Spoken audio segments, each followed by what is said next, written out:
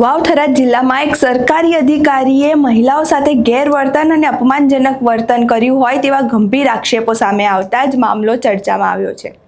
આ ઘટનાને લઈને હવે અધિકારીની કામગીરી સામે પણ અનેક સવાલો ઊભા થઈ રહ્યા છે। આખી ઘટના શું છે તેના વિશે વિગતે ચર્ચા કરીએ। નમસ્કાર, આપ જોઈ રહ્યા છો ચક્રવાત ન્યૂઝ। હું આપની સાથે વંશિકા।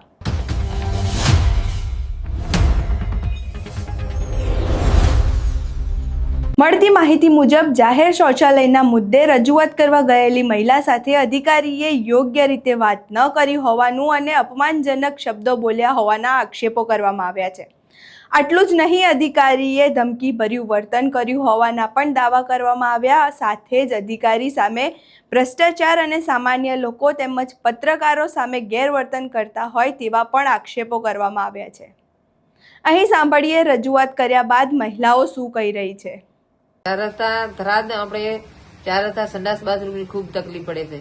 એટલે અહીંયા સંડાસ બાથરૂમ નહીં, કોઈ ડિલિવરી વાળા બેન હોય, કોઈ ગાડીઓમાં હેડતા હોય, જાતા હોય, આવતા હોય, પાલનપુર હોય, સિટી છે, રાજધાન બધા આવતા જાતા હોય, કોલેજ છોકરીઓ છે, કોલેજ ભણવા જતી હોય, એ બધા ગાઢા બુઢા છે, એને ક્યાં જવાની છે સંડાસ બાથરૂમની કેટલી તકલીફ પડે છે ચાર રસ્તામાં।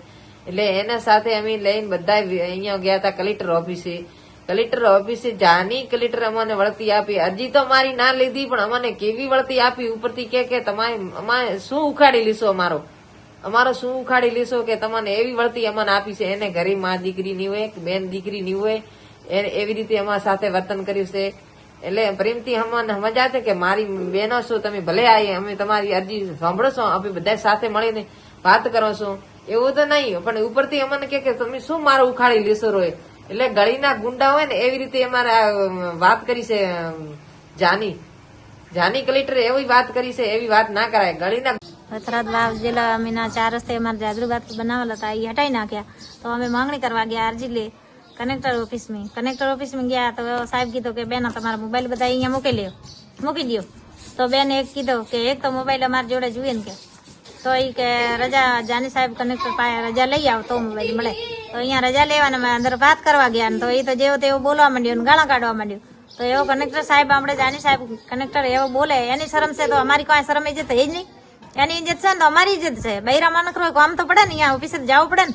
આ માણસો એવો સરકાર મેં રાખ્યો છે તો બદલાઈ નાખો, તો જાની કલેક્ટર સાહેબ બદલી જ કરી નાખો। આપણે થરાદ જિલ્લામાં આપણે જોઈએ નહીં। અહીં તમે મહિલાઓને સાંભળ્યા। હવે પ્રશ્ન એ છે કે તમારી પાસે સત્તા અને હોદ્દો છે તો તે લોકોની સેવા માટે છે, દાદાગીરી કરવા માટે નહીં। જો લોકોના આક્ષેપો સત્ય હશે તો તે અત્યંત ગંભીર બાબત છે। હવે જોવાનું એ રહેશે કે જવાબદાર તંત્ર આ મામલે શું કાર્યવાહી કરે છે અને કેટલા કડક પગલાં લે છે।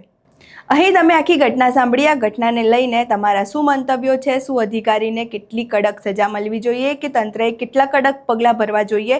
આ તમામ બાબતને લઈને તમારા મંતવ્યો અમને કમેન્ટ બોક્સમાં જરૂરથી જણાવજો। અમારો વિડીયો પસંદ આવ્યો હોય તો વિડીયોને લાઇક કરો, શેર કરો અને અમારી ચેનલને સબસ્ક્રાઈબ કરવાનું ભૂલશો નહીં। નમસ્કાર।